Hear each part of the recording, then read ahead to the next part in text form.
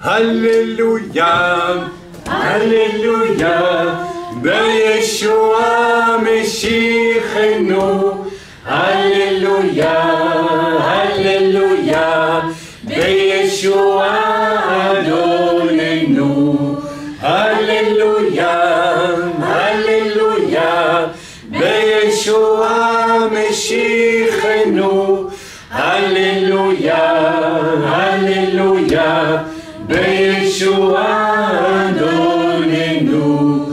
Eliyahu Hanavi, Eliyahu Hatishbi, Eliyahu Agriladi, Eliyahu, Eliyahu, Eliyahu Agriladi, Eliyahu, Eliyahu, Eliyahu Agriladi. Bimecha yavo elenu, Bimecha yavo elenu. Mashiach, Mashiach, Mashiach ben David. Mashiach, Mashiach, Mashiach ben David. Nous adorons Adonai, nous adorons El Shaddai, nous élevons ton Saint-Nom, nous te louons, Seigneur, d'un même cœur pour le Seigneur, le Créateur du vrai bonheur. Nous et glorieux mon roi, tu fais de moi ton serviteur. Père, je veux que ta joie demeure, car je veux que je veux être éternellement. Nous adorons Adonai, nous adorons El Shaddai, nous élevons ton Saint-Nom, nous te louons, Seigneur, d'un même cœur pour le Seigneur, le Créateur du vrai bonheur. Tu es glorieux, mon roi, tu fais de moi ton serviteur. Père, je veux que la joie demeure, car je veux que je veux être éternellement. Amen, c'est exceptionnel, on va prendre la louange. J'ai reçu, soit c'est ici, soit c'est quelqu'un qui est à l'extérieur d'ici et qui va suivre la vidéo. Pardon. Est-ce qu'il y a quelqu'un ici qui a une douleur au niveau du dessus du pied ou du coup de pied? Vous avez une difficulté à marcher, vous avez une douleur. Il y a quelqu'un avec ce problème-là? Non, non, au talon, enfin au pied, autour du pied. Personne? Ok. C'est toi? Ah, le talon ou le pied? Ok, on va prier pour toi. Alors viens ici, on va prier pour toi. Bon, voilà, on suit ce que le Seigneur nous dit de faire. Hein. Bon, ben alors, je vais... assieds-toi. Puis donne-moi ton talon, on va prier. Non, non, c'est bon. Oh, toi, Père éternel, tu nous as dit de prier pour les malades. Alors, je veux prier pour ce talon qui est souffrant. Dans le bon nom de Yeshua, tu dis dans ta parole que si nous sommes en toi, et Loïs et moi, nous sommes en toi, et ta parole nous dit aussi, si nous sommes en toi, nous pourrons te demander ce que nous voulons. Alors Seigneur, je parie que la douleur est déjà en train de partir. C'est vrai? Je sens plus. Elle part, voilà, ça s'en va. Voilà, voilà. Et ça, la prière de la foi. Hein. Bon, ben je crois que c'est fini, t'as plus mal. Vérifie. Encore mal? Ben, je vais voir debout. Non, mais ne mets pas tes chaussures parce que... Vas-y. Non, non, j'ai pas mal. T'as plus mal? Il est guéri. Amen. Voilà. Alléluia, le Seigneur va plus vite que la prière. Amen. Voilà, moi c'est le Dieu que j'aime, celui qui va plus vite que la prière. Pas le Dieu vers lequel les chrétiens se traînent en espérant que peut-être au bout du tunnel, on ne sait jamais, il y aura un petit miracle. Le miracle c'est dès la création du monde. Amen. Alléluia. Allez, on loue encore le Seigneur. J'en profite pour dire, parce que les gens ils vont me voir sur YouTube, non, je n'ai pas sacrifié à la mode des jeunes d'Israël qui se rasent le crâne. Vous avez très bien compris pourquoi je suis comme ça. Mais n'empêche que je suis en pleine forme et au poste pour servir mon Dieu. Amen. Que Dieu soit loué, que Dieu soit béni. Amen. Qu'il en soit ainsi pour tous jusqu'au dernier jour de notre vie. Amen. Vous devez prier afin que sur votre lit de mort même, vous serviez encore le Seigneur. Vous serviez à quelque chose pour Dieu. Amen. Amen. Gloire à Dieu. Vous croyez ça ou vous croyez pas ça? Oui, oui. Vous connaissez l'histoire de Smith Wigglesworth qui a perdu sa femme? Oui. Vous connaissez l'histoire? Oui. Alors Smith Wigglesworth, c'était un homme qui avait une foi pour les miracles incroyables. Et alors sa femme est morte un jour. Alors elle était couchée sur lui, elle était morte. Et Smith Wigglesworth a dit, ah mais non, je ne suis pas d'accord. Seigneur, tu me la rends. Alors c'est une histoire authentique. Elle s'est réveillée et il lui a dit, écoute Smith, ça suffit. C'est mon heure de partir, je suis bien là-haut, ne m'embête plus, je retourne. Elle s'est recouchée, elle est repartie, et Smith Wigglesworth a dit Amen, puisque c'est la volonté de Dieu. Amen. Jusque sur son lit de mort, elle a servi le Seigneur. Amen. Extraordinaire. Amen. Amen. Voilà, alors, nous n'allons pas faire de commentaires sur cette calvitie momentanée et absolument involontaire, et nous allons bénir le Seigneur. Le chant suivant, s'il vous plaît. Allez, qui? Shalom Bimroma. Attendez, il faut que je prie pour quelqu'un. Il y aura une personne qui va entendre ce message et qui a un problème pour marcher. C'est plutôt vers la, comment on appelle ça? La cheville. Merci. Il y a mon français qui est en train de mourir. Il faudrait un miracle pour le ressusciter. Père éternel, Beshem Yeshua Mashiach, je te prie maintenant, Seigneur, si une personne écoute ce shiur d'ici, enfin, les prochains jours, ou dans 6 mois, que savons-nous, eh bien, Père, je te prie vraiment, par la foi, que tu touches cette cheville, et que tu la guérisses maintenant, dans le beau nom de Yeshua, ton Fils bien-aimé, tu es le Dieu des miracles.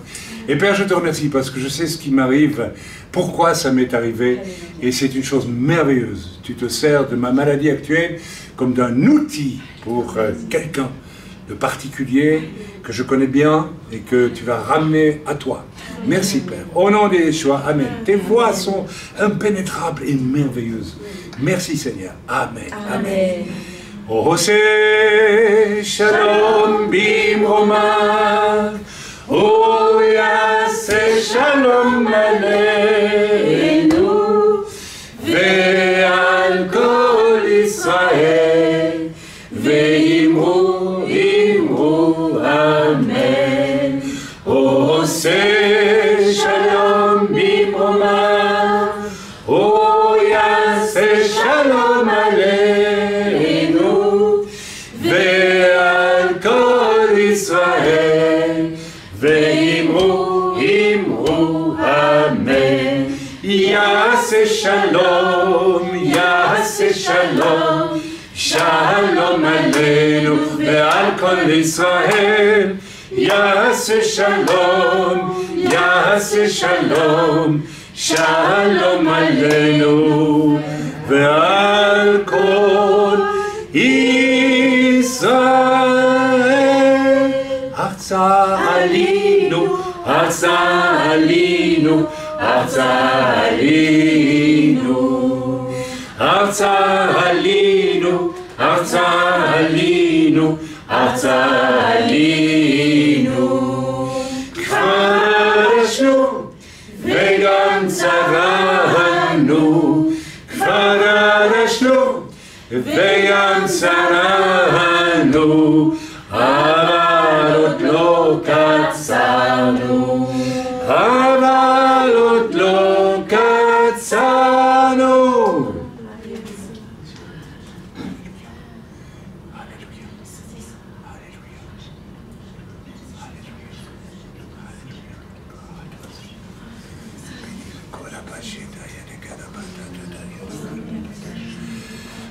Yada baya sikava se chundu di ala pora poya di piata santa tata ya.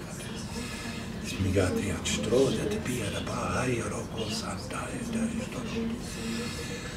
Yesa ya pora baya rushka di uno corto ya di bara manda ya di ostoro. Baya baya shadara basa chadaya kono kono kono shadaya. Le Seigneur me dit de dire à quelqu'un ici, je ne sais pas qui, mais pourquoi te fais-tu du souci?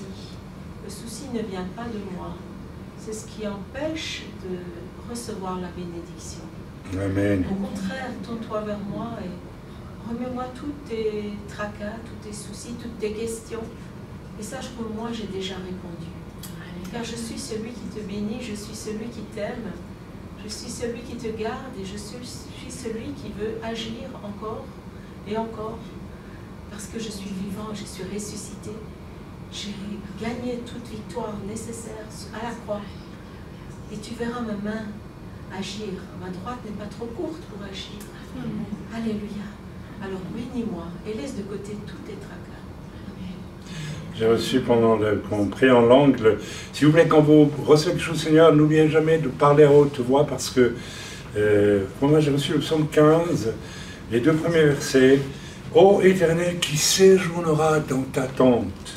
C'est quelque chose, vous savez, séjourner dans la tente de Dieu, et là, dans la présence de Dieu. Et on peut s'éloigner de la tente de Dieu parce que, par exemple, comme le Seigneur vient de dire à travers Elisheva et le parler en langue qui a été donné, eh bien, on se fait du souci. C'est une impolitesse à l'égard de Dieu, de se faire du souci. Rappelez-vous, dans les différents terrains dans lesquels la parole est semée, hein, on connaît bien ce grand passage. Hein. Il y a, n'est-ce pas, l'endroit, c'est le fossé où poussent les tentations du monde et les soucis du monde qui étouffent la bonne parole. On ne pourra pas plaire à Dieu si nous vivons dans le souci. On va déplaire à Dieu. On peut pas, on n'est plus dans l'attente de Dieu. Amen. Celui qui demeurera sur la montagne sainte, est-il dit ici. Alors, demeurer sur la montagne sainte, c'est être en dehors de tout souci, dans la présence de Dieu pour l'adorer. Une des choses que l'ennemi veut faire, et c'est quelque chose qui arrive à tous les jeunes croyants, hein, automatiquement, c'est vous éloigner de l'adoration de Dieu, vous éloigner du fait d'être dans la présence de Dieu. Alors il vous donne des soucis, pas Dieu, l'ennemi vous donne des soucis, des tracas, je ne sais pas, vous savez, il y a tant de choses que l'ennemi glisse dans nos cerveaux pour essayer de nous éloigner de notre paix. Verset 2, celui qui marche dans l'intégrité, qui pratique la justice et qui dit la vérité selon son cœur. Je ne doute pas ici que tout le monde dise la vérité selon son cœur, mais marcher dans l'intégrité et qui pratique la justice, c'est d'abord l'intégrité vis-à-vis de Dieu. Lui faire confiance, comme Elisheva l'a reçu, à tous égards. Nous ne devrions jamais, jamais perdre notre paix et nous ne devrions jamais nous laisser influencer par les soucis. Les soucis, nous en aurons toute notre vie, mais nous avons le choix, soit nous nous attachons à nos soucis et nous déplaisons à Dieu, soit nous mettons nos soucis de côté et nous regardons à Dieu. Et puis Dieu va aussi, et souvent nos soucis sont des faux soucis. Des faux soucis. Ça ne sert à rien. Amen. Voilà. Que Dieu soit béni, que Dieu soit loué. Est-ce que quelqu'un a encore un chant à cœur qu'on peut louer, avec lequel on peut louer le Seigneur ce matin? Vas-y. Mi ale, Adonai, umi akum makom kocho, mi ale, Adonai, umi akum makom kocho, neki apaim uva.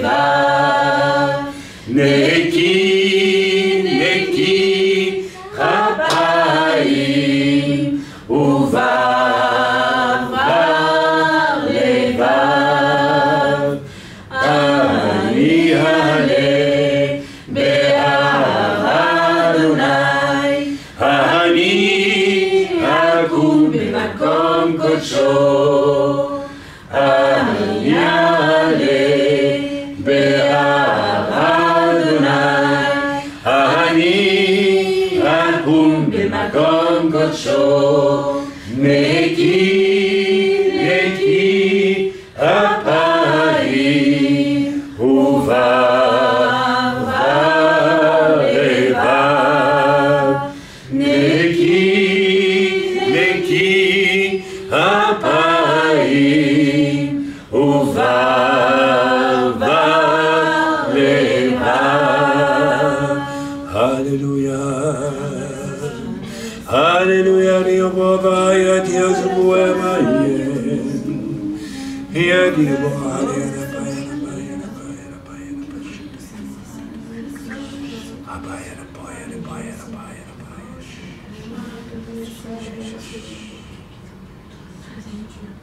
Mes amis disent, Seigneur, comme un coup de tonnerre, comme un coup de tonnerre, quelque chose va survenir dans les mois qui viennent, comme un coup de tonnerre. Je vous demande de vous tenir prêts, je vous demande d'être attaché à moi plus qu'à toute autre chose, que les soucis de ce monde, les soucis ne soient même pas nommés dans vos vies. En fait, que vous soyez vraiment morts avec moi, pour régner avec moi, quoi qu'il arrive. Ce qui va survenir comme un coup de tonnerre. Mais ceux qui sont morts avec moi, qui sont montés sur la croix avec moi, ressentiront une paix totale. Merci Seigneur. Merci Père. Dans le bon nom de Yeshua. Amen. Amen. Amen. Amen. Amen. Oh. Pensez que ça m'a donné. Et est-ce qu'on est prêt? Je vois parfois combien les tout petits soucis, c'est fini. On n'a plus confiance en Dieu, on de trucs. On n'est plus là, on n'est plus présent. J'ai presque envie de dire comme l'apôtre Paul, soyez mes imitateurs. Hein. Qu'est-ce qu'il faut de plus? Garde le sourire, et on ne se force pas. La question est toujours la même, est-ce que je suis mort à moi-même? Alors venir à Christ et être sauvé, c'est la première étape. Et à la deuxième, aïe, monter sur la croix avec Christ. Ça, c'est la grande étape qui nous rend libres, complètement libres. Et la quantité de chrétiens qui ne sont pas libres est énorme aujourd'hui. Vous savez, lorsque vous avez un souci, vous avez un problème, une maladie, j'ai prêché là-dessus, deux messages, allez les réécouter s'il vous plaît. Vous ne pouvez pas l'écouter une fois et puis c'est bon, on met dans la bibliothèque, allez réécouter. C'est lorsque vous serez absolument intègre dans vos émotions, c'est-à-dire d'un calme absolu, dans une paix totale, quelle que soit la petite contrariété ou la grosse contrariété, que vous saurez, écoutez bien ce que je vous dis, que vous êtes mort avec Christ à la croix, que votre vieille nature, avec laquelle le Seigneur ne peut rien faire de bon, ne peut rien faire de bon avec notre vieille nature, est vraiment morte. Et vous êtes monté sur la croix avec Christ. L'endroit le plus sûr de la terre, l'endroit le plus sûr de la terre, c'est avec Christ sur la croix. Amen. Et après, toute la beauté, la paix, la tranquillité du royaume de Dieu, bien sûr. Amen. Alors, laissons-nous faire par le Seigneur. Laissons-le nous porter sur la croix. Ah oui, ça c'est l'étape à laquelle beaucoup de gens aujourd'hui n'arrivent pas. Non, je suis sauvé, voilà, je vais faire tous mes efforts, ça va aller. Ça ne sert à rien tout ça. Tu ne peux rien amener de bon par toi-même à Dieu. Tu dois mourir sur la croix et Dieu, à travers quelqu'un de mort et de ressuscité, va commencer à faire des choses, va commencer à être glorifié. Amen. Amen. Amen. Alors je vais essayer de chanter, puisque c'est une chose qu'on a décidé de faire, chanter le psaume 3, et puis je ne serai pas trop long, parce que je vais céder la place à l'orateur d'aujourd'hui, c'est Nathan qui nous apporte un message. Alors, on est curieux de voir ce qu'il va nous apporter. Moi je ne sais pas ce que Dieu lui a donné à préparer. Donc on va essayer de chanter, je vais chanter le psaume 3, ok? Psaume de David, à l'occasion de sa fuite devant Absalom, son fils. Ô Éternel, que mes ennemis sont nombreux, quelle multitude se lève contre moi. Combien disent à mon sujet, plus de salut pour lui auprès de Dieu. C'est là. Pause. Mais toi, ô Éternel, tu es mon bouclier, tu es ma gloire et tu relèves ma tête. De ma voix, je crie à l'Éternel et il me répond de sa montagne sainte. Je me couche et je m'endors. Je me réveille car l'Éternel est mon soutien. Je ne crains pas les milliers de personnes qui m'assiègent de toutes parts. Lève-toi, Éternel, sauve-moi, mon Dieu, car tu frappes à la joue tous mes ennemis. Tu brises les dents des méchants. Le salut est auprès de l'Éternel. Que ta bénédiction soit sur ton peuple. J'ai envie de dire Amen. Alléluia. Bien, je ne vais pas être trop long, je vais vous lire juste le psaume 36. C'est un psaume que le Seigneur m'a donné ce matin en priant et en méditant. Et le Seigneur m'a dit, il faut que tu le lises parce que c'est pour une personne qui est en train de s'égarer. Personne qui est en train de s'égarer. Et s'égarer, ça peut vouloir dire se perdre. On va lire ce psaume 36 et c'est une personne qui va certainement écouter ce message et vous allez comprendre que c'est pour vous. Au chef des chantres du serviteur de l'Éternel, de David, la parole impie du méchant résonne au fond de mon cœur. J'ai presque envie de transposer, de dire la parole impie, impie. Impie, ça veut dire qu'il ne craint plus Dieu. Vous savez, quand les orgueilleux s'entêtent dans l'orgueil, ils finissent par ne plus craindre Dieu. Et c'est très dangereux, c'est très grave. Ils deviennent méchants, la parole impie du méchant. À force de s'entêter dans l'orgueil, on devient méchant. Pharaon s'est entêté, il est devenu méchant. Il ne craignait plus Dieu. Il s'est même levé contre Dieu. Il a voulu. La parole impie du méchant résonne au fond de mon cœur. Peut-être au fond de ton cœur, toi qui m'écoutes. Et tu es en grand danger si tu fonctionnes comme ça. La crainte de Dieu n'est pas devant ses yeux. L'orgueilleux et le rebelle, la crainte de Dieu n'est pas devant ses yeux. Il n'a pas la crainte de Dieu. Il ne pense même pas qu'il doit avoir la crainte de Dieu. Et il a tort. Vous savez que Dieu juge. Dieu juge. On ne s'approche pas, puis non, Dieu fait n'importe quoi sans être confronté un jour au jugement. Et le jugement de Dieu est une chose terrible, mais en même temps, c'est une chose qui veut nous conduire justement à revenir à lui. Ce n'est pas pour nous détruire que Dieu nous juge. Quand un père corrige son enfant, un petit garçon ou sa petite fille, ce n'est pas pour le plaisir de le corriger, mais pour le ramener à la sagesse. Car il se flatte à ses propres yeux. L'orgueilleux se flatte à ses propres yeux. Je suis quelqu'un quand même. Quelle folie. Être enfant de Dieu et penser comme ça. Pour consommer son iniquité. Il se flatte à ses propres yeux pour faire le mal. Je suis quelqu'un de formidable et je vais faire le mal. Pour assouvir, j'ai presque pas envie de lire ça, sa haine. L'orgueilleux peut devenir haineux vis-à-vis d'autrui. Les paroles de sa bouche sont fausses et trompeuses. Eh bien oui, évidemment, on ne s'étonne plus. Il renonce à agir avec sagesse, à faire le bien.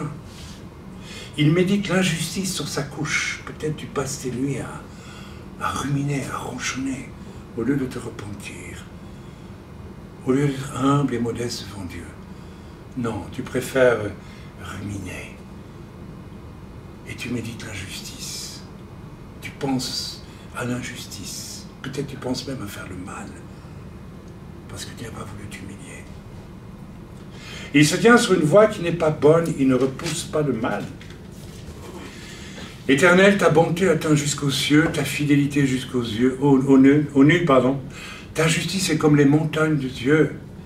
Tes jugements sont comme le grand abîme. Alors, vous savez, quand on lit ça, on est modeste. La justice de Dieu atteint jusqu'au... Ta justice est comme les montagnes de Dieu. Il n'y a rien qui échappe au regard de Dieu. Éternel, tu soutiens les hommes et les bêtes. Combien est précieuse ta bonté, ô Dieu. À l'ombre de tes ailes, les fils de l'homme cherchent un refuge.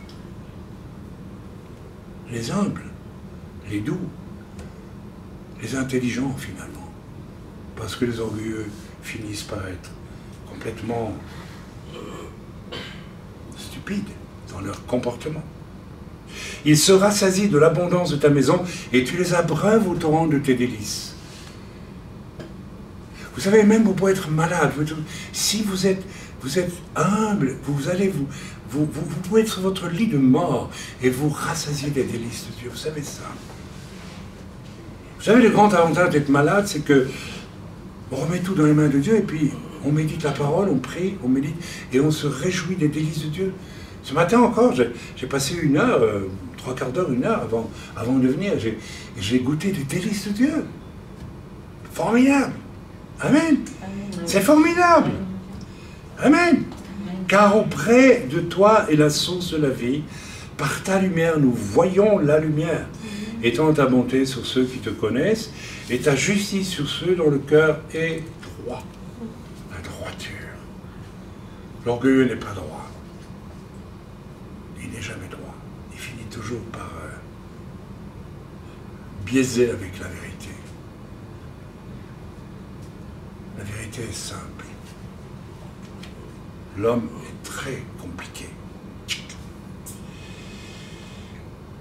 Que le pied de l'orgueil ne m'atteigne pas. Voilà, l'orgueil. Que la main des méchants ne me fasse pas fuir. Déjà tombent ceux qui commettent l'iniquité. Ils sont renversés, ils ne peuvent se relever. La parole est très claire. La parole de Dieu est en train de te dire à toi qui m'écoute peut-être, qui va m'écouter, quitte le chemin sur lequel tu te trouves parce que le jugement de Dieu va venir sur toi aussi. Tu ne quittes pas ce chemin. Déjà tombent ceux qui commettent l'iniquité. Tu ne pourras t'en prendre qu'à toi-même. Amen.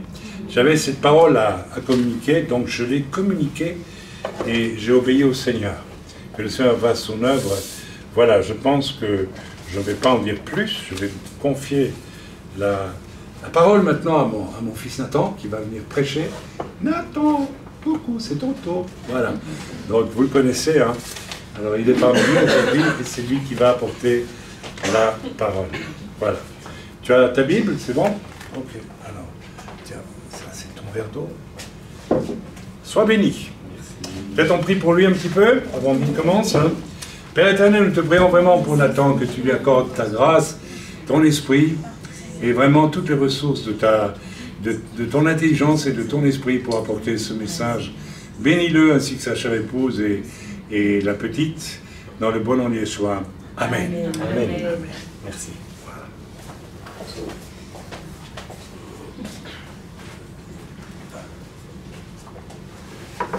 Bonjour à tous, bonjour à vous ici, et puis aussi à tous ceux qui vont écouter, regarder le message après sur Internet. Alors, je suis très heureux d'être avec vous aujourd'hui et de vous revoir ici, et puis aussi de voir les invités qui sont venus de France et puis de Nouvelle-Zélande aussi. C'est exceptionnel, je crois que c'est la première fois que je vois quelqu'un de Nouvelle-Zélande. Ça fait plaisir. Donc que Dieu vous bénisse. Et aujourd'hui, on va parler de bonnes œuvres. Alors les bonnes œuvres, c'est des grands mots, hein, mais on va essayer un petit peu de comprendre un peu plus ce que ça veut dire. Et moi, donc, dans les dernières semaines, en me préparant, je priais et je demandais au Seigneur de quoi je vais bien leur parler. C'est quand même une responsabilité d'apporter la parole de Dieu. On n'apporte pas notre parole, on apporte la parole de Dieu. Et c'est pas un jeu, c'est une grosse responsabilité. Et donc je sentais cette responsabilité et je demandais à Dieu, guide-moi et de quoi j'ai bien leur parler. Et effectivement, c'est ce que le Seigneur m'a mis sur le cœur. Parler de bonnes œuvres. Donc c'est de ça qu'on va parler aujourd'hui. On va se poser quelques questions et on va essayer d'y répondre. D'abord, qui fait de bonnes œuvres? Si vous avez fait attention, il y a quelques minutes, mon père a déjà répondu à la question, mais on va y revenir quand même. Et donc c'est un peu une confirmation, c'est encourageant. À quoi servent les bonnes œuvres? Pourquoi est-ce qu'on fait des bonnes œuvres? Quelles sont les raisons de les faire? Est-ce que c'est un appel pour nous les chrétiens? Est-ce qu'on est appelé à faire des bonnes œuvres? D'où est-ce qu'elles viennent? Les bonnes œuvres, quand on en fait, est-ce qu'elles viennent de nous-mêmes ou d'ailleurs? Grand point d'interrogation. Et puis enfin, et puis je pense très important aussi, quelles sont les bonnes et les mauvaises motivations pour faire de bonnes œuvres. C'est-à-dire, quand on pense bonnes œuvres, on pense à quelque chose de positif, mais si nos motivations ne sont pas au bon endroit, si notre cœur n'est pas bien disposé, ça peut être le contraire. Ça peut avoir l'air positif, mais en fait c'est carrément même du péché. Donc on va voir tout ça et on va passer point après point. Et on va commencer par voir qui fait de bonnes œuvres. Si vous voulez bien, donc on va aller dans Psaume 53. Psaume 53, versets 1 à 3. Je vous laisse ouvrir vos Bibles. Moi j'ai déjà mis tous les passages sur papier, comme ça je ne me perds pas, mais je vous laisse chercher. Psaume 53, versets 1 à 3.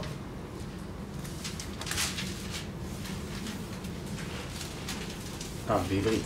Je vais dire en hébreu aussi pour mon épouse. מזמור 53, פסוק 1 עד 3. 53 זה...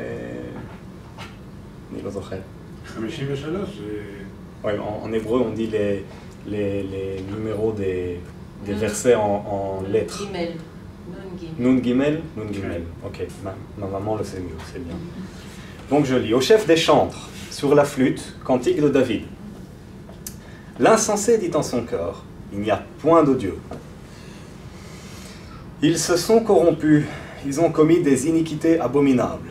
Il n'y en est aucun qui fasse le bien. Dieu, du haut des cieux, regarde les fils de l'homme pour voir s'il y a quelqu'un qui soit intelligent, qui cherche Dieu. Tous sont égarés, tous sont pervertis. Il n'en est aucun qui fasse le bien, pas même un seul. Alors, en lisant ce psaume, la réponse à la question « qui fait le bien, qui fait des bonnes œuvres ?» entre guillemets, elle est très claire, elle saute au visage directement. Personne. Aucun. C'est écrit noir sur blanc. Pas même un seul. Donc, on a déjà une bonne réponse à la question. On va continuer donc dans Romains 8 maintenant. On va lire Romains 8, 7 à 8. בשביל לימור זה אל הרומים 8, 7 עד 8. Romains ח' אל הרומים ח' 7 עד 8. Car l'affection de la chair est inimitié contre Dieu, parce qu'elle ne se soumet pas à la loi de Dieu, et qu'elle ne le peut même pas. Or, ceux qui vivent selon la chair ne sauraient plaire à Dieu. Voilà un élément important, parce que si on vient de dire que aucun ne fait le bien, aucun ne fait de bonnes œuvres, pourquoi, à la base? Parce que l'homme en soi, avant d'être sauvé, bien sûr, il vit selon la chair, il est sous le régime de la chair, et donc, même s'il le voulait, il est incapable de faire de bonnes actions, incapable de faire le bien. Il peut essayer tant qu'il veut, mais il n'y arrivera pas. Et bien entendu, on parle ici de l'homme qui est sous le régime de la chair, donc l'homme qui n'est pas encore ou pas sauvé du tout, tout simplement. Et même quand il pense faire le bien, parce que parfois, moi, je connais des gens qui ne sont pas sauvés, et qui parfois, quand on les observe, ils essayent de faire le bien, si vous voulez, mais la manière dont ils font le bien, c'est déjà une iniquité en face de Dieu. Et si vous observez un peu, souvent les gens font soi-disant du bien, plus pour se flatter eux-mêmes, ou pour essayer d'obtenir la faveur d'un tel, pour être bien vus dans leur communauté, ou au niveau de la société. Mais on va avoir même un exemple très flagrant un peu plus loin.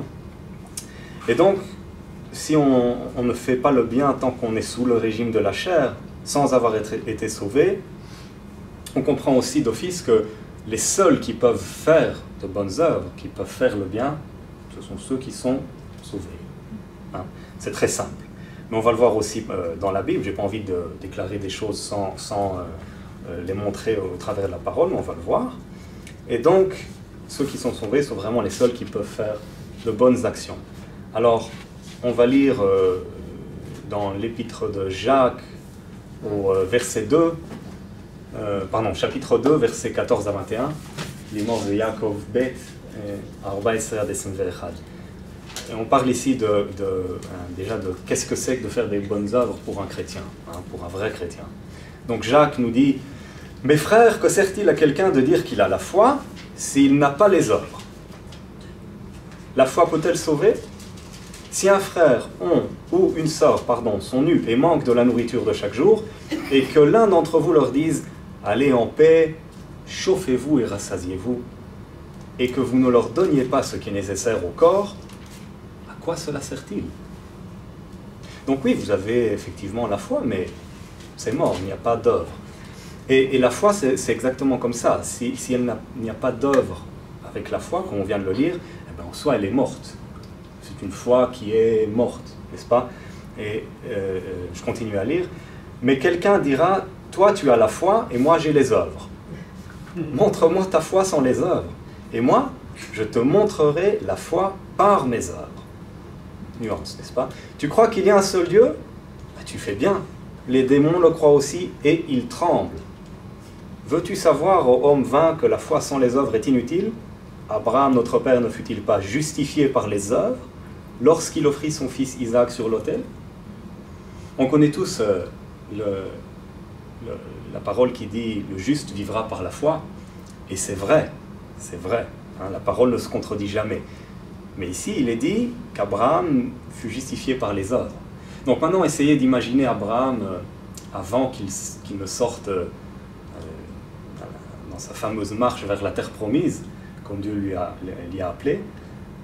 Au moment où Dieu lui dit « prends tes affaires et va », Abraham dit à Dieu « écoute, je suis bien chez papa et maman, j'ai pas envie de quitter le confort de ma petite chambre et puis la nourriture que maman fait est tellement bonne. Je crois en toi, je suis un homme pieux, mais je vais rester encore un petit peu ici. » Ou bien imaginez quand Dieu dit à Abraham, après qu'il lui ait offert Isaac, qui avait été promis pendant si longtemps, après avoir attendu tellement d'années, et que Dieu demande à Abraham de lui offrir son fils, imaginez Abraham qui répond à Dieu, « Père, jusqu'à présent j'ai marché avec toi et je t'ai suivi, mais là tu m'en demandes trop. Mon fils, le seul que j'ai, j'en aurai plus à mon âge. Non, je peux pas. Je crois en toi, mais ça c'est trop. » Imaginez cette réponse-là. Est-ce qu'on pourrait dire aujourd'hui d'Abraham qu'il a été justifié, qu'il était juste? Non. Il aurait loupé sa destinée en quelque sorte.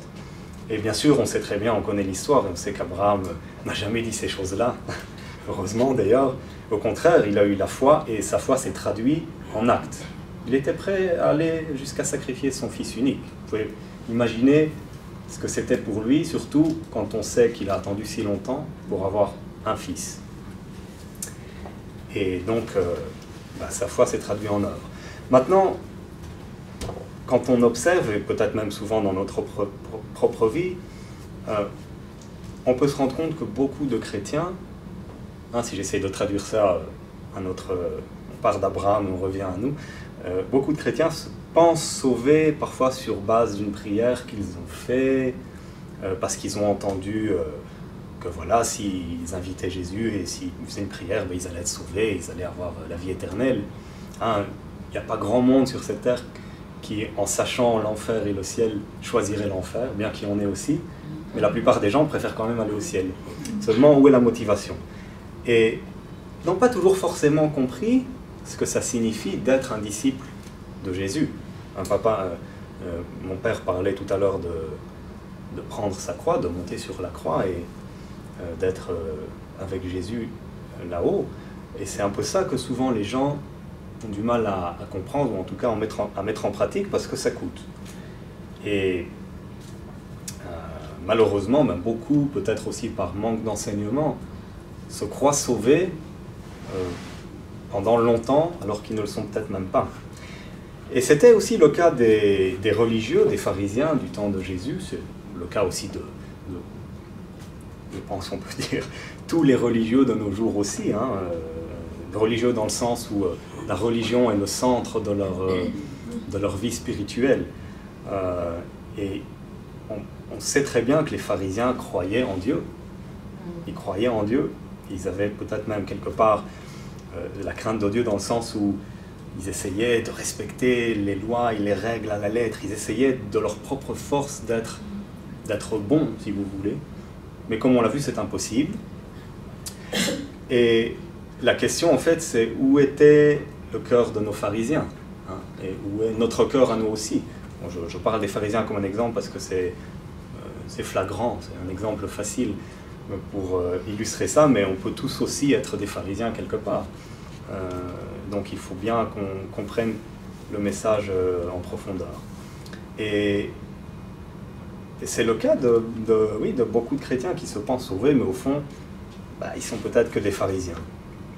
Alors il y a des chrétiens, par exemple, qui en restent toujours au stade, vous en connaissez sans doute, peut-être même nous on a été à ce stade à un moment dans notre vie, stade de recevoir sans cesse, n'est-ce pas, de prendre les bénédictions. On en voit énormément dans les églises. Ils viennent le dimanche, le samedi si on est en Israël, ils s'assoient sur la chaise et ils profitent de la bénédiction. On sait tous que quand on est avec des frères et sœurs et qu'il y a cette présence du Seigneur, même si on vit quelque part un peu dans le péché pendant la semaine, on va bien se sentir quand on est entouré de gens qui sont remplis du Saint-Esprit. Ça va aussi agir sur nous. Et donc les gens aiment ça, ils en profitent, n'est-ce pas? Mais ils ne passeront jamais ce stade, ou en tout cas pendant longtemps ils ne le passeront pas. Ils resteront au stade où ils reçoivent, mais ils ne donnent pas en retour. Donc ils n'ont même pas d'œuvre, vous voyez? Et j'ai dit, oui, leur rôle principal c'est un peu de venir chauffer un banc. Un petit peu osé ce que je dis, mais malheureusement c'est bien souvent la réalité. Et je pense qu'il est bon de se poser la question de temps à autre, où est-ce que j'en suis, hein, moi aussi. Je ne veux pas dire que je suis meilleur que les autres. Moi aussi, ça m'arrive parfois de me dire, mais attends, je suis un petit peu enfermé sur moi-même, je ne pense même pas aux autres. C'est logique que moi je reçoive, mais où est-ce que j'en suis moi? Est-ce que je donne aux autres? Et si je donne, comment est-ce que je le fais? Alors, ce qu'on a lu un peu plus tôt dans l'épître de Jacques montre quand même clairement que l'un des principaux fruits d'un vrai chrétien, c'est ses œuvres, n'est-ce pas? La foi sans les œuvres est morte. Donc si on est vraiment sauvé, si on a vraiment pris notre croix sur le dos, normalement il devrait y avoir des œuvres qui viennent et qui accompagnent ça. Et si notre vie de chrétien est tiède et qu'il n'y a pas tellement d'œuvres, eh bien on doit se poser des questions. Alors en effet, pour un chrétien authentique, n'est-ce pas, faire des bonnes œuvres, c'est pas une option, c'est quelque chose d'automatique. Donc rappelez-vous bien ça, c'est pas une option, c'est quelque chose d'automatique. Je dis même pas ici c'est un devoir, c'est automatique, ça devrait toujours arriver. Parce que si je disais c'est un devoir, ce serait un peu oui, on doit le faire de nos propres forces, mais c'est pas le cas, vous allez vous en rendre compte. Donc qui fait de bonnes œuvres? L'authentique chrétien.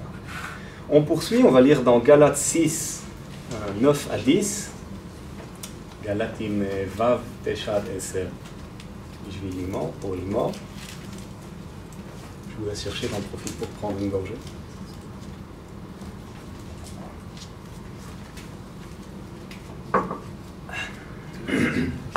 Donc, Galates 6, 9 à 10, je lis. Ne nous lassons pas de faire le bien, car nous moissonnerons au temps convenable, si nous ne nous relâchons pas. Ainsi donc, pendant que nous en avons l'occasion, pratiquons le bien envers tous, et surtout envers les frères en la foi. Moi, ce qui m'a le plus frappé en lisant ça, c'est la première partie. Ne nous lassons pas de faire le bien, car nous moissonnerons au temps convenable si nous ne nous relâchons pas. Parce que parfois, on peut faire des bonnes œuvres, si vous voulez, et puis après s'arrêter et dire « Oh, j'ai fait mon devoir, je peux un peu me reposer maintenant, je peux m'occuper un peu de moi-même, n'est-ce pas? Et puis, les autres, ça y est, je les ai aidés, maintenant, chacun son tour. » Et ça, ce serait déjà un signe qu'en fait, nos bonnes œuvres ne viennent pas du bon cœur. On n'a pas fait le bien avec la bonne disposition de cœur. Mais donc, en soi, c'est déjà de la poussière, et ça ne sert à rien. Mais par contre, si nous sommes dans cet état d'esprit de toujours chercher ce qui peut aider les autres, toujours chercher à faire le bien pour ceux qui nous entourent, avant notre propre bien, si nous ne nous relâchons pas, il y a ici une promesse quand même assez impressionnante, hein, car nous moissonnerons au temps convenable. Alors bien sûr, on ne va pas commencer à faire du bien par convoitise de ce qui nous attend si on tient jusqu'au bout, mais c'est encourageant de savoir que si nous ne nous relâchons pas de faire le bien, eh bien, on est en train d'amasser un trésor pour le futur. On parle spirituellement, mais c'est très intéressant à savoir. Et donc, non seulement nous devons faire devons avoir cet automatisme de faire le bien, des bonnes œuvres sans cesse, mais nous devons aussi être zélés de le faire. Ça ne doit pas être quelque chose qu'on fait d'une manière, vous savez, comme si on était fatigué, comme si on traînait un poids. Non, on doit être zélé pour faire le bien, on doit le faire avec joie. Et ça, ce sont des désirs, encore une fois, qui sont propres aux personnes qui sont nées de nouveau. Quelqu'un qui n'est pas vraiment né de nouveau, il pourra éventuellement donner l'impression qu'il essaye de faire des bonnes œuvres, et peut-être même il pourra tromper quelques-uns par-ci par-là, mais il ne pourra pas vraiment le faire sur le long terme, il ne pourra pas le faire tout court s'il n'est pas né de nouveau. On continue dans la parole, si vous voulez bien, et on va lire maintenant dans 1 Pierre 3, versets 8 à 13. הראשונה לפטרוס, פרק 3, פסוק 8 עד 13. בסדר?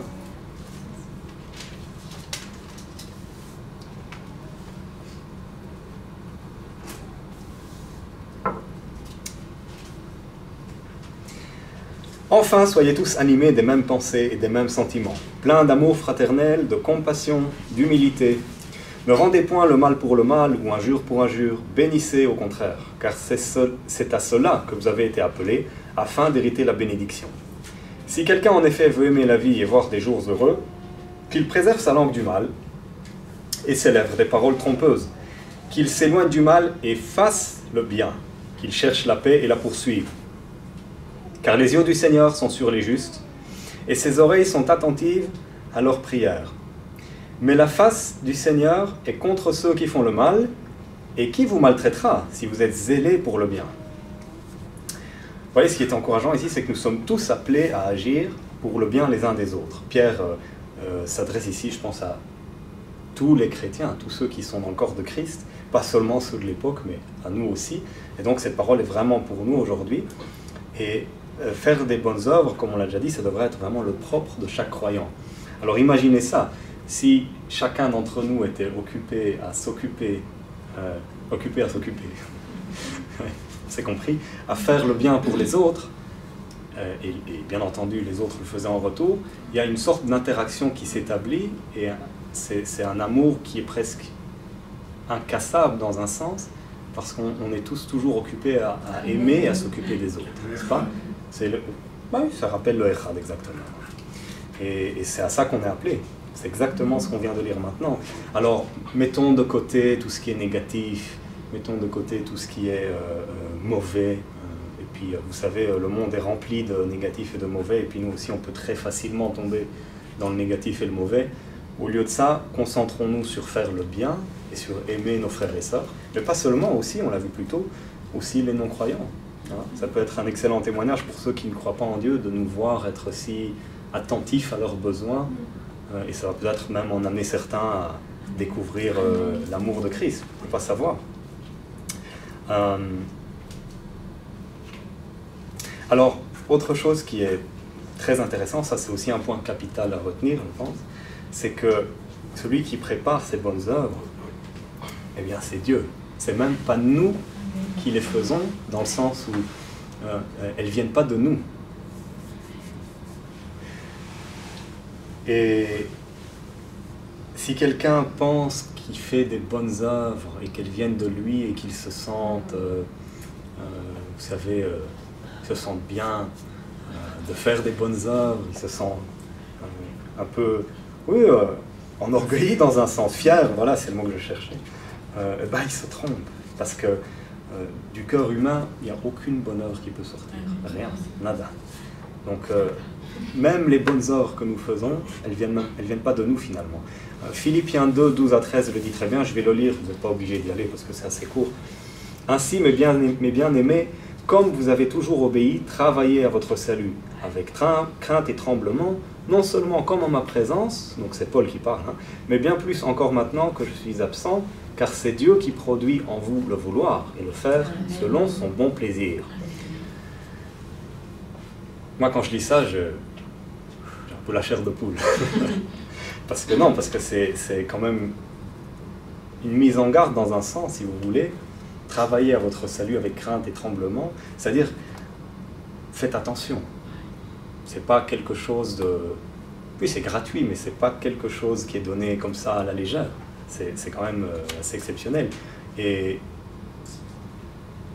on se rend compte ici que c'est bien Dieu qui donne le vouloir et le faire, selon son bon plaisir.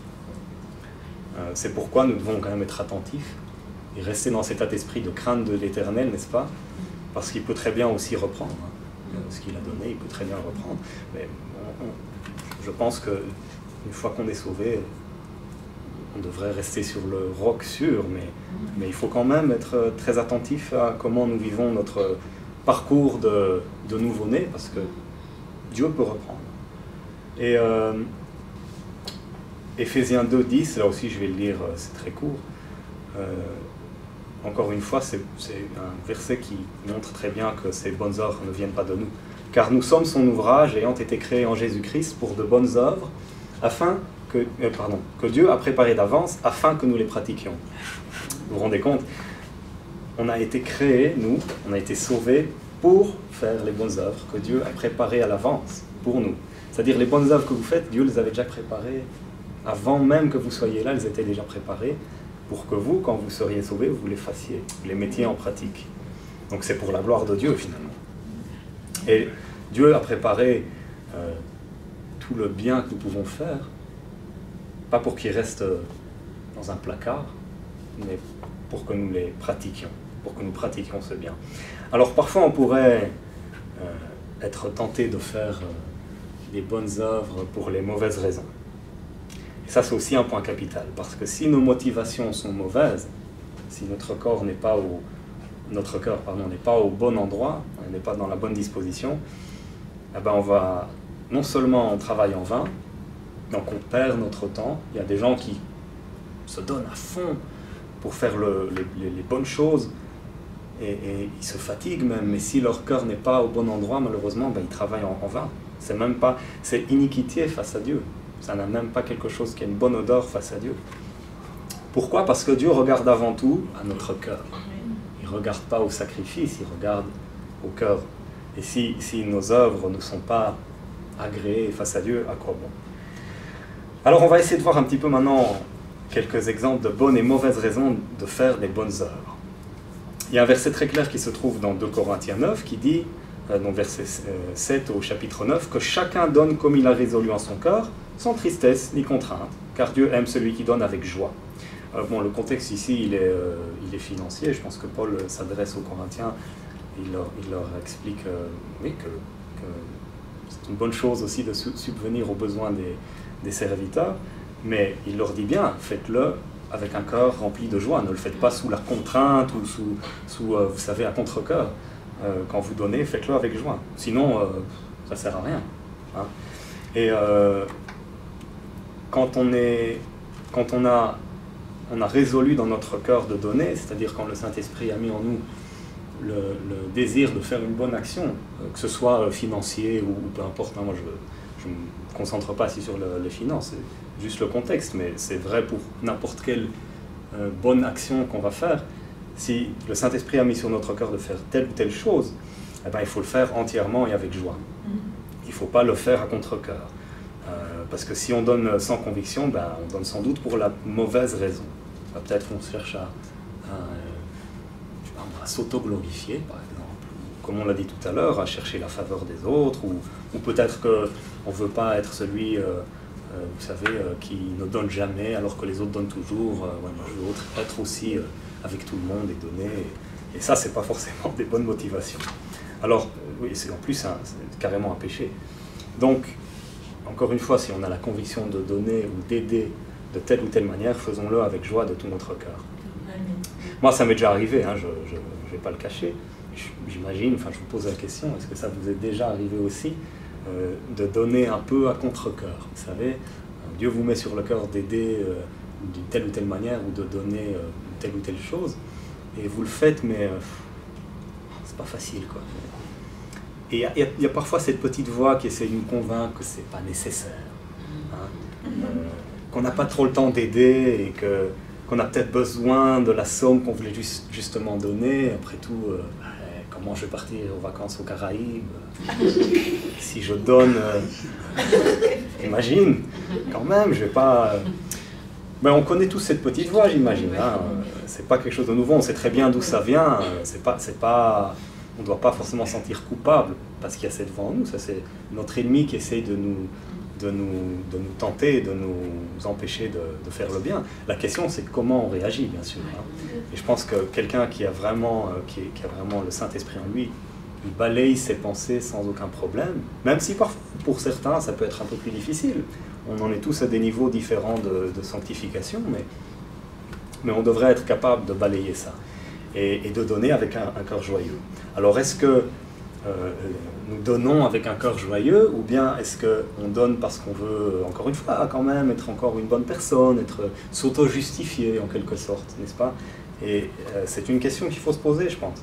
Alors maintenant, on va aller encore un petit peu plus loin, parce que donner de tout son cœur, ce sera toujours un sacrifice. C'est-à-dire, ce sera toujours quelque chose qui va nous coûter. Donc, c'est pour ça aussi que l'ennemi sait venir et appuyer sur les points délicats, et essayer de nous convaincre que non, c'est mieux, on a besoin de ça pour autre chose. Parce que ça nous coûte quelque chose d'aider, ça nous coûte quelque chose de soutenir, ou en règle générale de faire une bonne œuvre, n'est-ce pas? Excusez-moi, je vais boire un petit peu d'eau. Il y a ici un élément de sacrifice de soi-même. Hein. Et maintenant, on va retourner un petit peu dans la parole. On va lire Marc 12, Marc 12, 41 à 44. Marcus Yudbet, 41 ad 44. Donc c'est l'histoire de la veuve qui met ses pièces dans le tronc. Verset 41. Jésus s'étant assis vis-à-vis du tronc, regardait comment la foule y mettait de l'argent. Plusieurs riches mettaient beaucoup. Il vint aussi une pauvre veuve. Elle y mit 2 petites pièces, faisant un quart de sou. Alors Jésus, ayant appelé ses disciples, leur dit, « Je vous le dis en vérité, cette pauvre veuve a donné plus qu'aucun de ceux qui ont mis dans le tronc. Car tous ont mis de leur superflu, mais elle a mis de son nécessaire, tout ce qu'elle possédait, tout ce qu'elle avait pour vivre. » Déjà, quand Jésus dit « je vous le dis en vérité », si vous connaissez, c'est toujours qu'il va dire quelque chose de très important. Il accentue la chose. Quand il dit « je vous le dis en vérité », il faut ouvrir encore plus ses oreilles parce qu'il va dire une vérité qu'il faut retenir. Pas que le reste soit négligeable, mais là, c'est important. Et donc, en lisant ça moi-même, je me suis dit « mais attends, mais comment Jésus savait que la femme qui est venue était veuve et qu'elle avait mis son minimum vital, son nécessaire, et comment il savait que les riches donnaient de leur superflu? Peut-être qu'il y a un riche qui est venu et qui a donné tout ce qu'il avait. En fait, la réponse est très simple. Jésus est Dieu, bien sûr. Et Jésus savait ce qu'il y avait dans le cœur de ces mêmes personnes qui venaient pour donner. Il connaissait très bien, il voyait les choses, n'est-ce pas? Et d'ailleurs, nous aussi, avec le Saint-Esprit, on peut parfois discerner les choses comme Jésus les discernait à ce moment-là, n'est-ce pas? C'est quelque chose qui nous a été donné. Mais on a ici l'exemple typique du faux don et du vrai don, si vous voulez. Faux don, je veux dire, don déguisé, comme ça. Donc, on va donner un exemple un peu contemporain. Vous connaissez tous Bill Gates? Vous avez entendu parler, c'était le directeur général de Microsoft et la plus grosse fortune au monde il y a pendant pas mal d'années. Moi, je pense qu'il a été dépassé aujourd'hui, mais il fut un temps où c'était l'homme le plus riche au monde. Hein, grosse réussite américaine. Et un jour, dans les journaux, ils ont commencé à publier que Bill Gates avait décidé de donner toute sa fortune. Alors ça, c'est beau quand même. Là, le plus riche au monde, il va prendre tout son compte en banque, il va le vider, il va donner aux pauvres. Vous voyez, c'est pas mal. Là, tu te dis, le gars, il a de l'amour, quoi. Il est bien, hein. Mais quand tu commences à creuser un petit peu, tu te rends compte qu'il est exactement comme ces riches qui venaient mettre leur superflu dans le tronc, si vous voulez, n'est-ce pas? Bill Gates avait été interviewé et il avait dit que sa fortune, bon, il allait donner une partie maintenant, après avoir quand même pris soin de lui et de sa famille, ce qui, ça, bon, c'est normal, je ne critique pas pour ça, bien sûr. Mais par contre, ce qui était marrant, c'est qu'il disait que oui, le reste de sa fortune serait distribué, mais après sa mort. Tant qu'il était en vie, il va quand même garder une partie, et il a été estimé qu'il a donné aux environs de 28 milliards de dollars, mais il en a gardé au moins 13. Au moins. Donc ça, c'est la valeur estimée, parce que, bien entendu, son compte en banque n'est pas public, donc on ne sait pas exactement ce qu'il y a, mais on peut estimer au moins 13 milliards. Donc il a donné de son superflu, si vous voulez. Vous pouvez imaginer que ça n'a pas tellement, ça ne lui a pas coûté énormément de donner, même 28 milliards de dollars. Hein, c'est très proportionnel.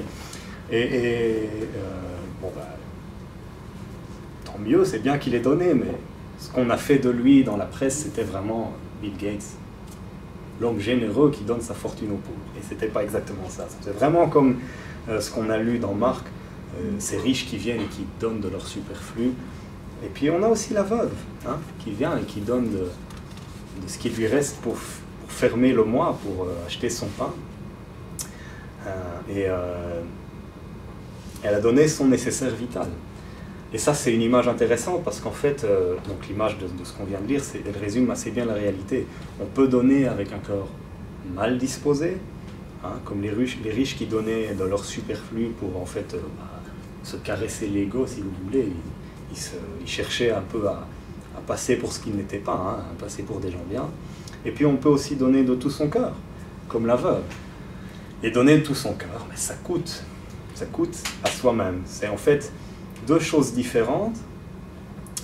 Et encore une fois, Dieu voit tout, comme on l'a vu dans l'exemple qu'on vient de lire. Jésus voyait très bien les motivations des riches, les motivations de la veuve, pourquoi eux donnaient et pourquoi elle donnait. Il savait tout très bien. Il voyait clair comme on voit dans de l'eau. Et il faut retenir ça aussi. Dieu connaît les cœurs. Nous aussi, c'est pareil aujourd'hui. Dieu sait très bien quelles sont les vraies motivations de notre cœur. Et même si nous, parfois, on peut peut-être un peu tromper les hommes, bien que parfois Dieu révèle, hein, on ne peut pas tromper Dieu. Et ça, il faut toujours s'en rappeler dans cet état d'esprit de crainte de l'Éternel. Quand on a l'intention de donner, il faut faire attention comment on le fait. Il faut faire attention comment on le fait. Où sont nos motivations? Alors on va finir avec un dernier passage. Je vous ai fait lire beaucoup aujourd'hui, mais donc c'est dans Acte 5, 1 à 4. C'est la fameuse histoire de Ananias et Saphira. On la connaît sans doute tous, mais on va quand même relire rapidement les 4 premiers versets, pardon.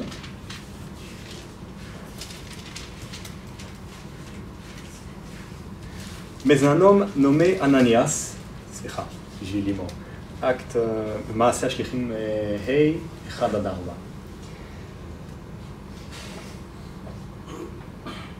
Mais un homme nommé Ananias, avec Saphira, sa femme, vendit une propriété et retint une partie du prix, sa femme le sachant. Puis il apporta le reste et le déposa aux pieds des apôtres. Pierre lui dit, Ananias, pourquoi Satan a-t-il rempli ton cœur au point que tu mentes au Saint-Esprit et que tu aies retenu une partie du prix du champ? S'il n'eût pas été vendu, ne te restait-il pas? Et après qu'il ait été vendu, le prix n'était-il pas à ta disposition? Comment as-tu pu mettre en ton cœur un pareil dessein? Ce n'est pas à des hommes que tu as menti, mais à Dieu. Donc voilà un exemple parfait de comment nous, en tant qu'êtres humains, on peut peut-être parfois essayer de cacher les choses en se disant que personne ne va le voir, mais Dieu voit tout et il peut aussi révéler les choses. Et souvent ça arrive d'ailleurs. Et donc ici, on connaît la suite de l'histoire. Ananias a été foudroyé, puis sa femme est rentrée, et Paul lui a posé la même question. Vous avez vendu le champ pour un tel prix? Et elle a répondu que oui, alors qu'elle savait que c'était faux. Et elle aussi a été foudroyée sur le champ. Ça, c'est vraiment l'exemple ultime d'une mauvaise manière de faire des bonnes œuvres. Hein.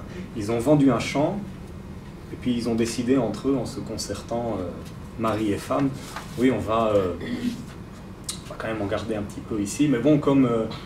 d'ailleurs, vous savez, à cette époque-là de l'Église, c'était les débuts de l'Église, et il était de coutume, on voit ça dans les Actes des Apôtres, de vendre les biens et de redistribuer, enfin, les gens vendaient leurs biens, donnaient l'argent aux apôtres, et les apôtres redistribuaient d'une manière juste entre les membres de l'Église, selon les besoins de chacun.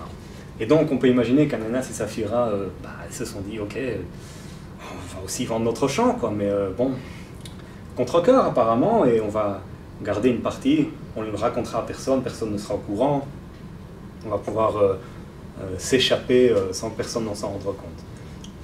Mais heureusement et malheureusement pour eux, j'ai envie de dire, eh ben, ça ne s'est pas passé comme ça, et ils l'ont payé très cher.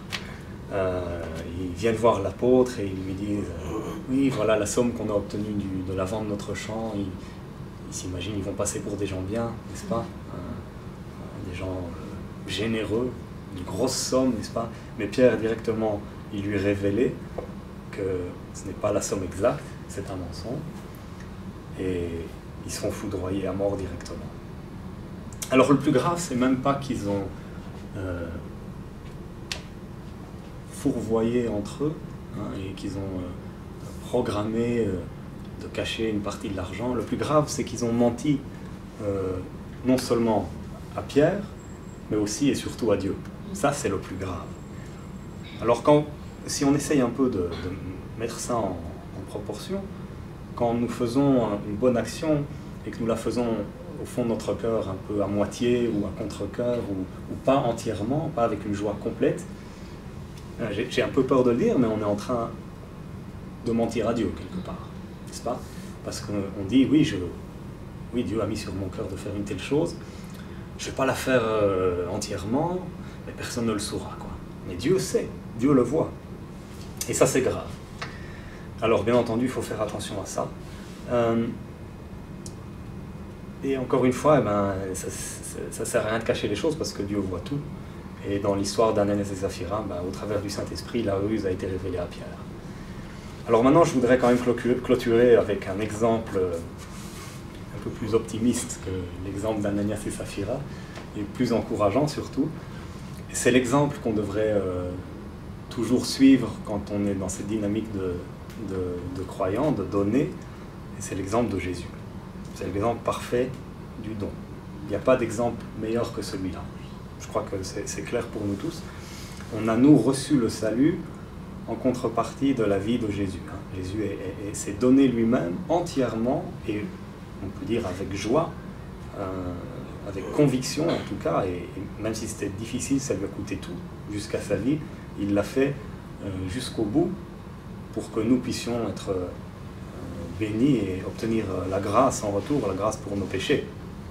Alors, vous vous souvenez, même dans le jardin de Gethsémani, Jésus, à un moment prie, et il a cette phrase où il dit « Si cette coupe peut être éloignée », mais il rajoute « Que ta volonté soit faite », n'est-ce pas? Donc, c'est intéressant quand même de voir que même Jésus, il a eu ce moment où c'était tellement difficile qu'il a dit « Père, si tu peux prendre cette coupe de moi et cette souffrance, mais avant tout ta volonté ». Et ça devrait exactement être notre état d'esprit. Je crois que c'est quelque chose qui a été donné peut-être aussi pour nous montrer que finalement, quelle devrait être notre motivation quand nous donnons, quand nous servons, quand nous faisons des bonnes œuvres, n'est-ce pas? Notre motivation devrait être la volonté de Dieu avant tout, n'est-ce pas? Et l'amour du prochain, c'est la volonté de Dieu, n'est-ce pas? C'est ce que Dieu veut voir au-delà de tout. Et Jésus n'a même pas cherché à garder une petite partie de lui-même. Il est monté sur la croix et jusqu'au dernier moment, il a souffert jusqu'à en mourir.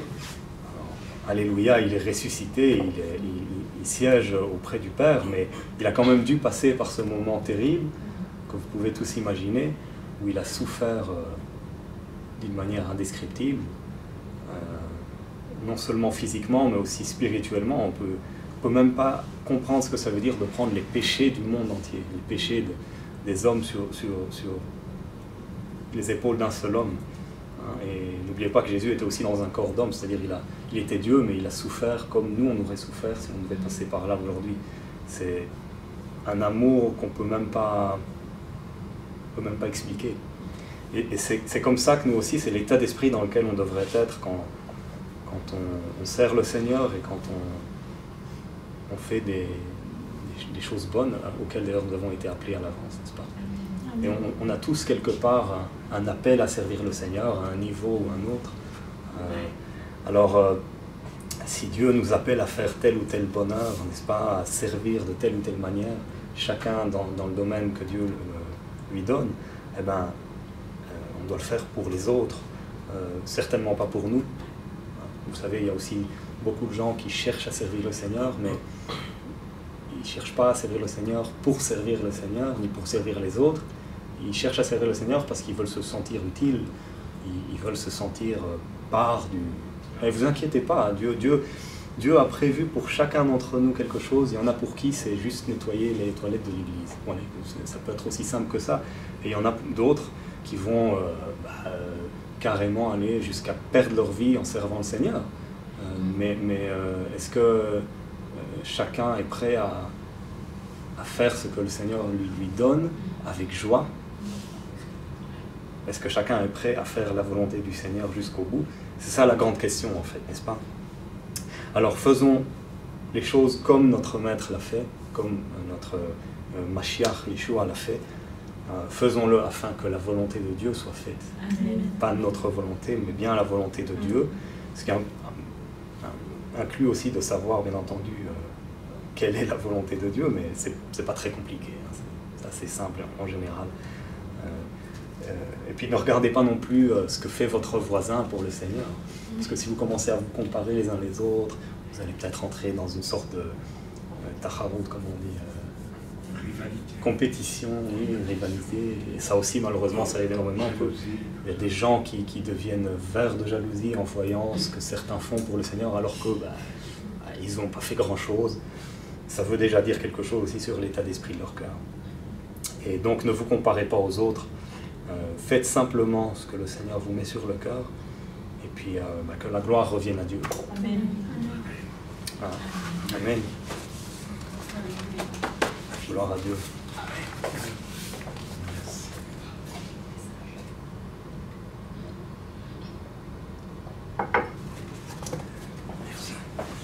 Ah, voilà un message comme je les aime. Voilà. Wow. Ah, voilà, tout est dit. Hein. J'ai vraiment pensé... Alors c'est marrant parce que je vais le témoigner avec des mots pudiques. Parce que, bon, voilà, mais c'est vraiment intéressant parce que on vient de vivre avec Elisheva, enfin, quelque chose d'extraordinaire. Vous savez tous que nous recherchons, nous prions dans l'œuvre pour satisfaire un besoin important, hein, de plusieurs dizaines de milliers d'euros. Et nous voyons que le Seigneur, peu à peu, est en train de pourvoir. Nous savons qu'il s'agit de la chaudière hein, qu'on doit réparer absolument. Et puis j'ai une bonne nouvelle, une chose à laquelle nous n'avons pas pensé, c'est que quand la chaudière sera installée, notre combustible sera gratuit, puisque c'est à bois et à granules. Et nous avons, n'est-ce pas, dans notre lieu en France, un stock de bois pour des années et des années. Donc, au fond, on va y gagner en installant la nouvelle chaudière. Alors c'est intéressant parce que, bien sûr, moi je prie, mais je sais qu'à partir d'une certaine date, les travaux doivent commencer, et donc c'est le défi de... Voilà, le Seigneur conduit les choses comme ça, ça c'est aussi un défi de la foi, hein, d'obéir, voilà, tu commandes tout, et puis l'artisan sera là ce jour-là, il faut payer, il faut tout payer. Alors on a déjà payé une partie, parce qu'on a reçu une partie, mais enfin il faut aller de l'avant, et donc ça donne un petit stress quand même, hein, parce que je me dis... moi, je veux payer rubis sur l'ongle quand on commande quelque chose, hein, pas avoir de... Ça ne va pas.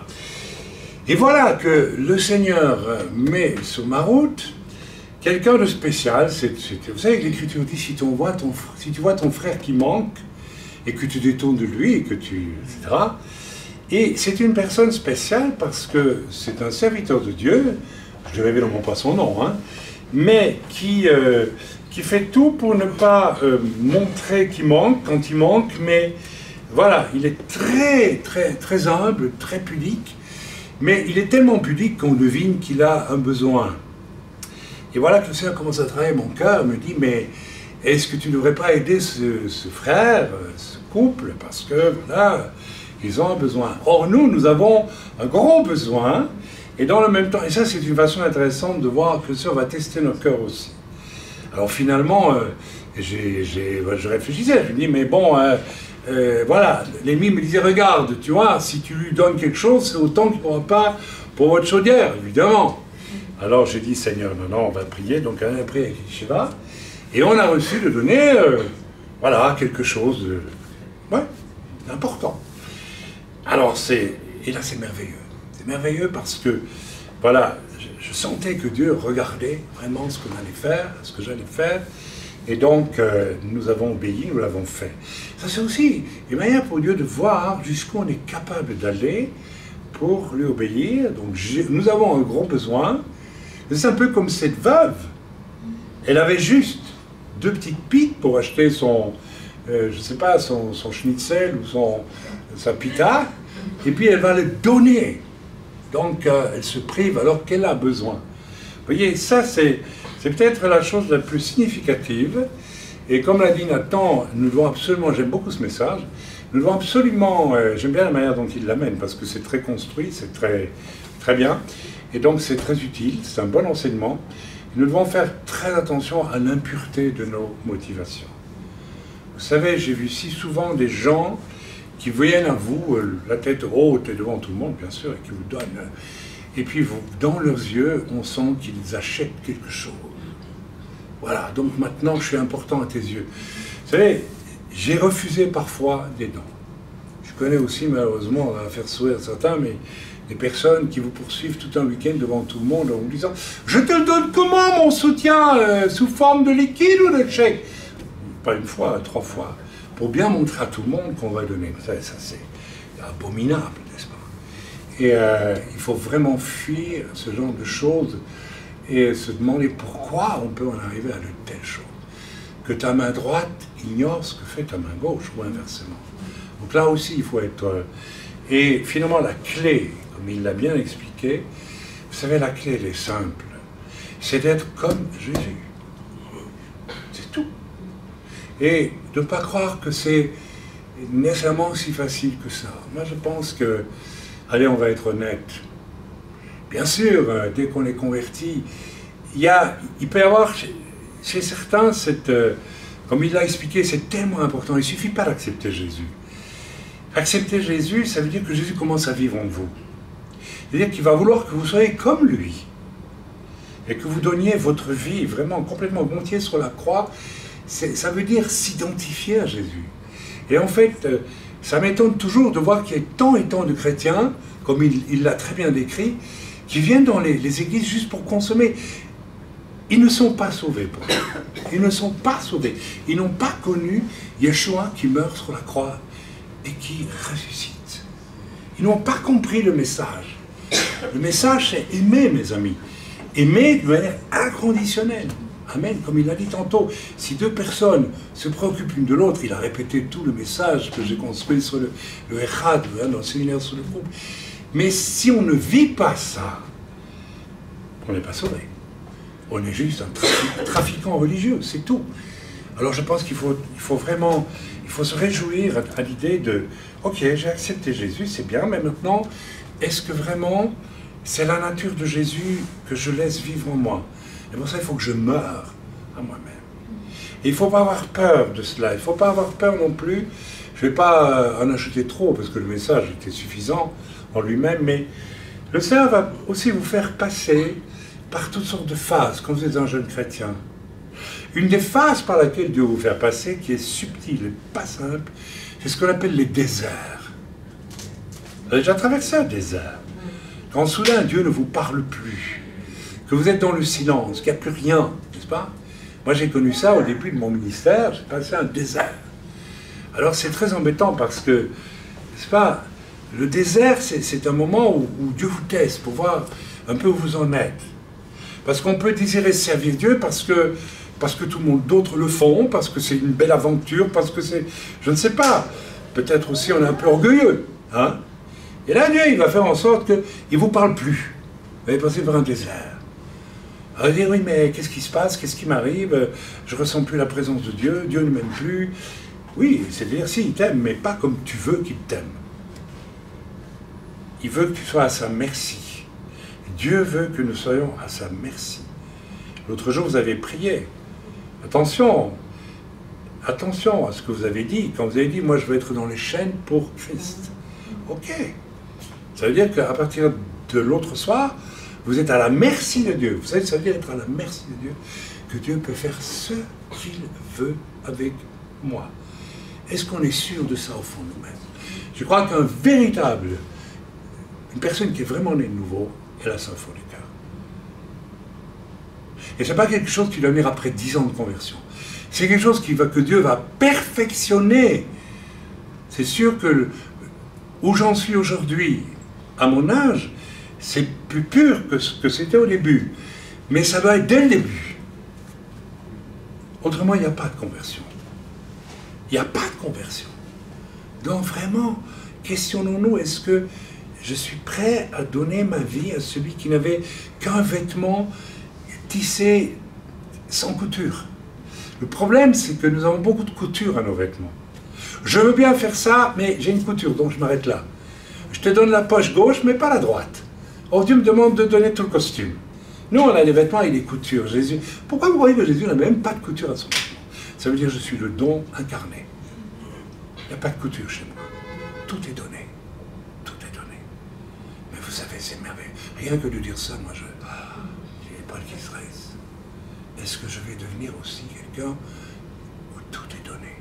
Je suis donné, je me donne. Et vous savez, c'est très intéressant. Un des tests pour les serviteurs de Dieu, c'est quand Dieu ne leur demande rien et qu'ils veulent faire quand même. Ils n'ont rien compris. Le grand test, c'est lorsque on peut rester sans rien faire parce que Dieu ne nous demande rien. J'ai connu, je ris toujours, un évangéliste dans les pays de l'Est, il n'y a pas longtemps. Alors on roulait en voiture, moi j'étais saoulé de fatigue avec lui. Il avait par jour 3 nouvelles idées pour servir Dieu. Je disais, oui, il va chercher tout ça. Oui, il était plein de bonnes œuvres. Et il en faisait un. Et c'était presque une angoisse chez lui de ne pas avoir 3 fois par jour un projet pour Dieu. Et moi, il me fatiguait. Et un jour, il m'a demandé, tu fais comment, toi, pour savoir comment tu vas servir Dieu? Je dis, moi, je ne fais rien du tout. Je ne fais rien. Je n'ai aucune idée d'une bonne œuvre. Je me tais et j'attends. Je suis mort avec Christ. Et tant qu'il ne me demande pas quelque chose, je ne fais rien. Ça aussi, c'est très important. Et ça, vous le vérifiez. S'il y a au fond de vous-même ce désir de faire, de vous agiter, de que sais-je, c'est que vous n'êtes pas mort à vous-même, mes amis. Ah ouais, ça va loin parce que c'est fort en nous, ce désir de faire et d'exister. C'est ce que Dieu doit détruire le plus dans nos vies dès que nous venons à Christ. Et ça peut aller très loin. Lorsque j'étais jeune serviteur, j'ai commencé une œuvre. C'est une direction de Dieu. Et je voulais donner un nom à l'œuvre. Ça m'a dit, non, donne pas de nom. Pourquoi? Parce que ça devenait mon œuvre. Elle n'était plus l'œuvre du Seigneur. Et c'est au fond nous-mêmes. On veut mettre notre label. Et ça, c'est quelque chose que Dieu doit détruire dans nos vies. Amen. Donc, soyons véritablement attentifs à un message comme celui-là. Et voilà, quelles sont nos motivations quand nous faisons, nous donnons. Amen. Alors on peut peut-être arrêter l'enregistrement maintenant. Soyez bénis dans le nom de Yeshua depuis Yerushalayim. Amen.